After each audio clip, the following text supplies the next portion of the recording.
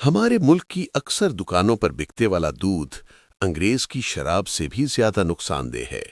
زندگی نے بہت کچھ سکھایا، کتابوں نے بھی رہنمائی کی، لیکن انسانی رویوں نے جو سبق دیا، نہ تو وہ زندگی کے کسی ورق اور نہ ہی کتاب کے کسی صفحے پر تھا۔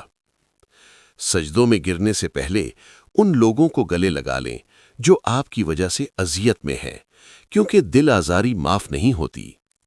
پیسہ رشتہ داری کا لائسنس بن چکا ہے۔ جس کے پاس پیسے نہیں ہیں وہ رشتہ داری کے لیے اہل نہیں ہے۔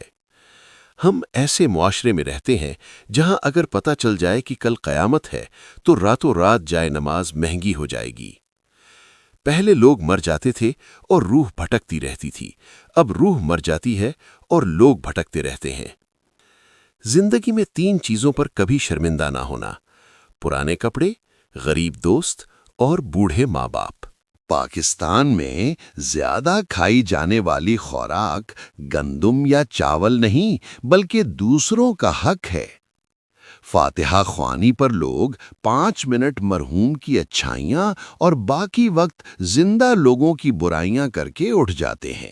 اگر آپ کو ہماری یہ ویڈیو اچھی لگی ہو تو ویڈیو کو لائک اور چینل کو سبسکرائب ضرور کر دیجیے گا۔